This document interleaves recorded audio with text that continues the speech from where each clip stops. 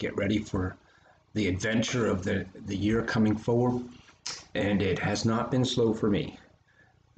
Many of you are asking how my family's doing. Some of you know that COVID has infiltrated the Post household, and so everybody's getting tested, and trip to the ER, and we're all still surviving. No one's in the hospital right now.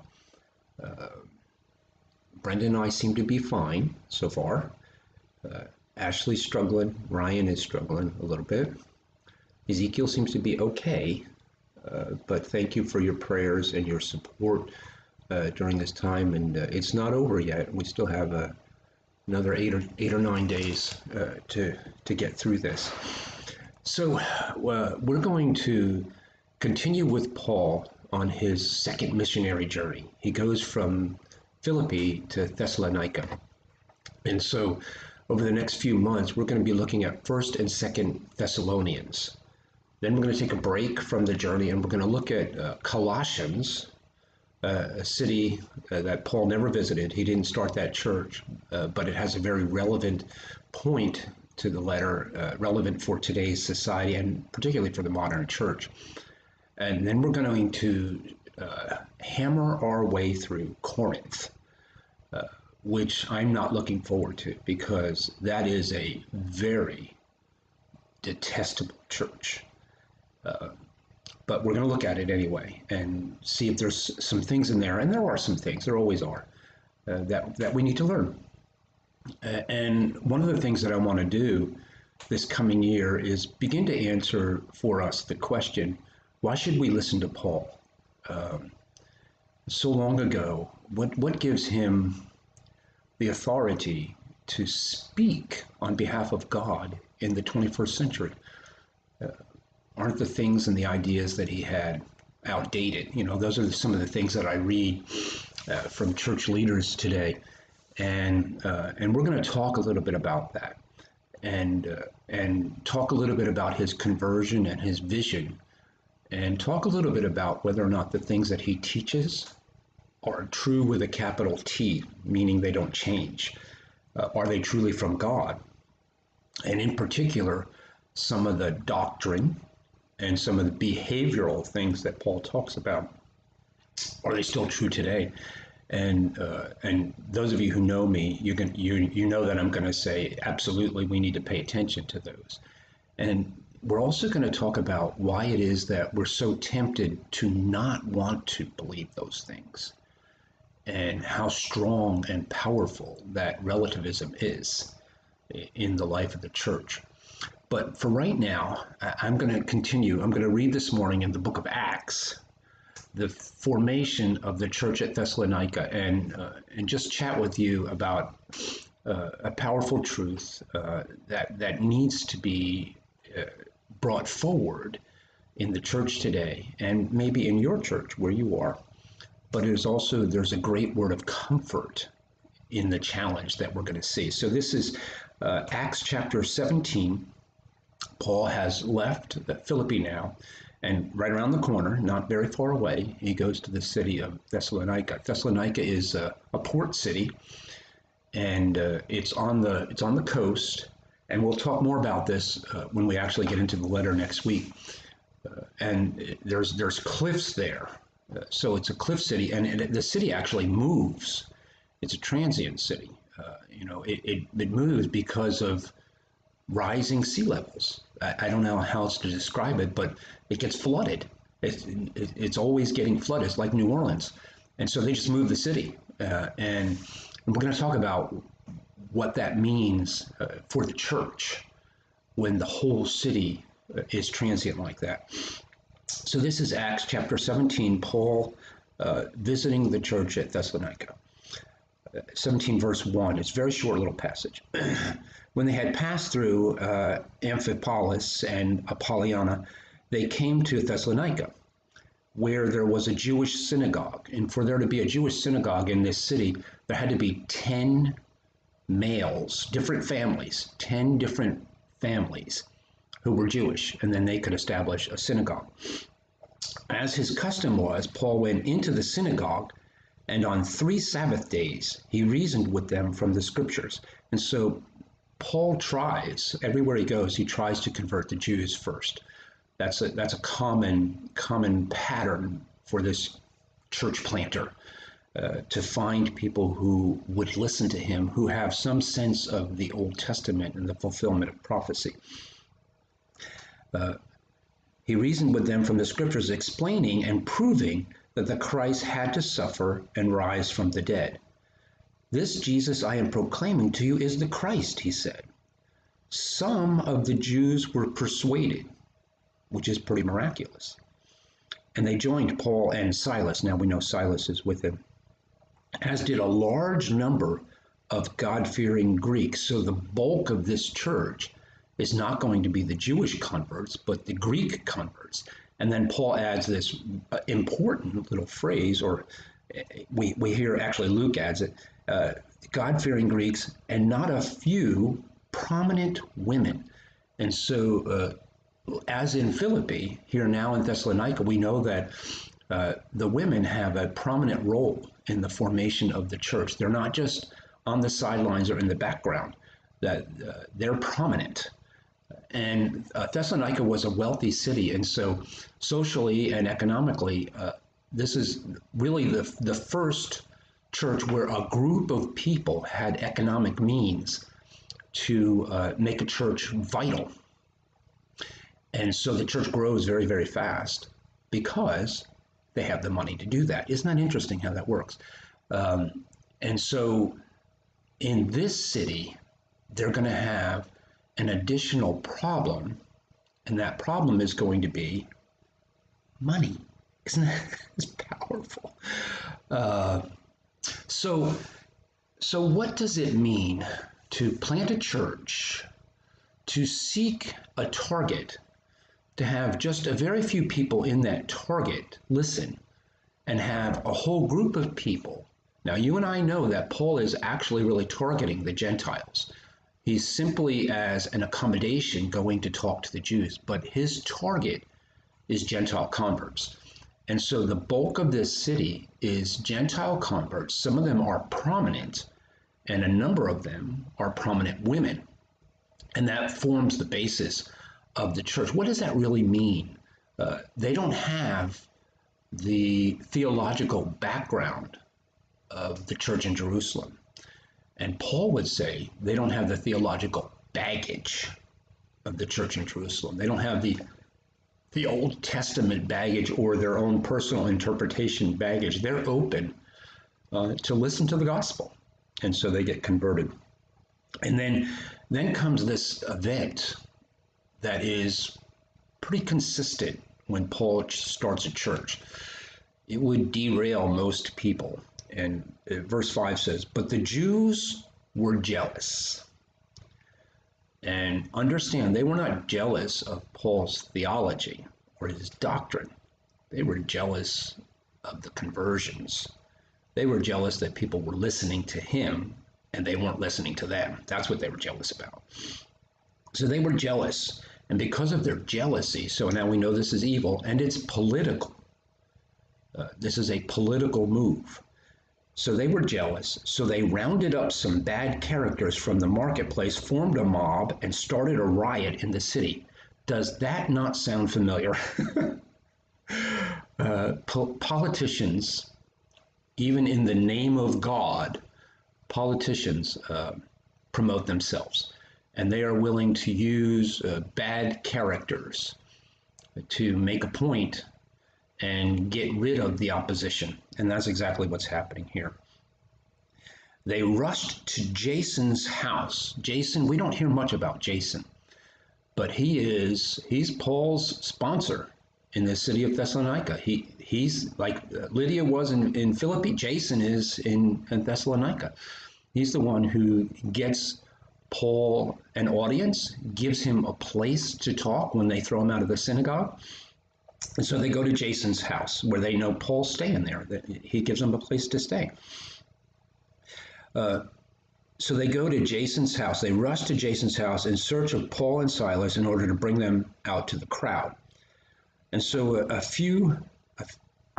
couple of politicians grab a hold of a few bad characters, and those bad characters begin a riot, and other people, and Paul tells us this on 2 occasions, other people join in the riot, and most of the people who are part of the riot, they don't really even know what they're rioting about. That's what Paul says. And so here's how this works. Just a couple of people who are jealous of Paul's popularity target bad characters to incite a riot, and the mob joins in, and they don't know what they're doing. That is still happening today. When they did not find Paul there, they dragged Jason and some other brothers, other church leaders, before the city officials, shouting, "These men who have caused all trouble all over the world have now come here." And so Paul has this reputation of causing trouble for the Jews. And so they're not going to have any of that in their city. Jason has welcomed them into his house. How could he do such a thing?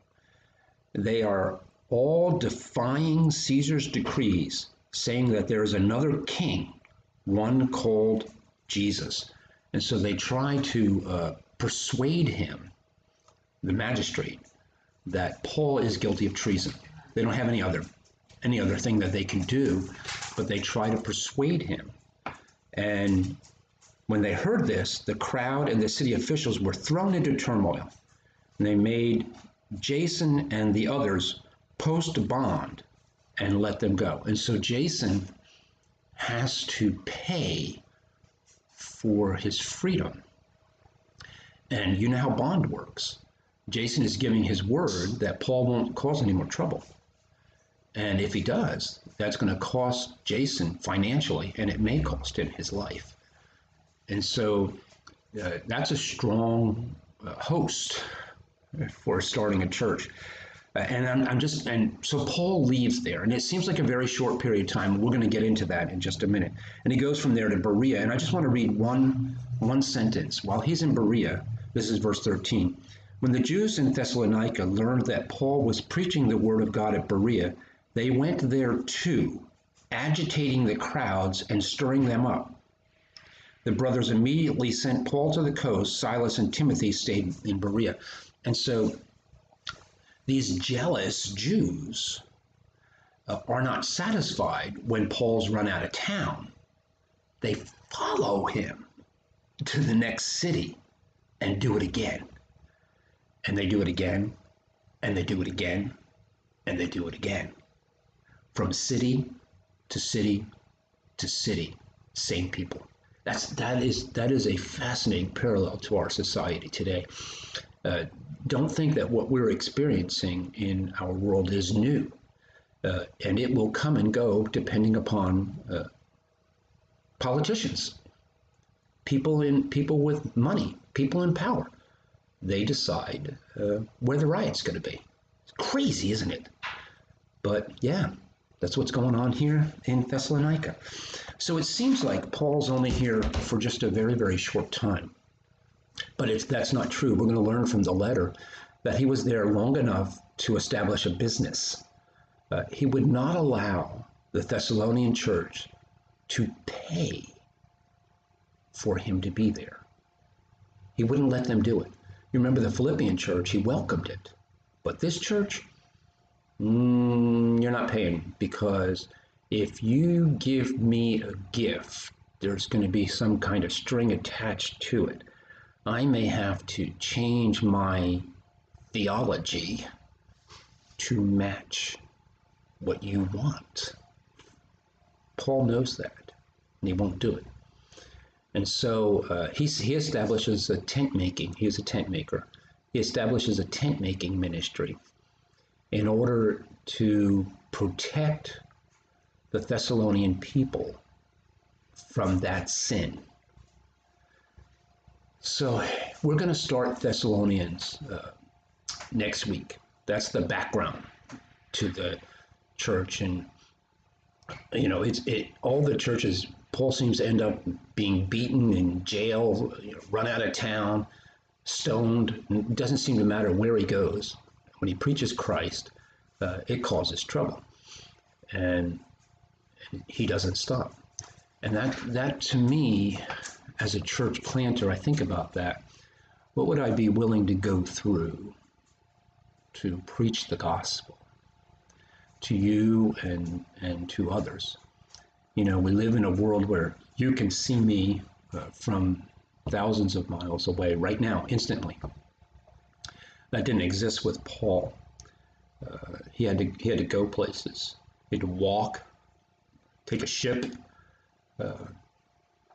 go through hardships and turmoils. But the hardest of all the things that he went through, you know, it's hard. I'm certain that it's hard for Paul to be put on trial by Jews.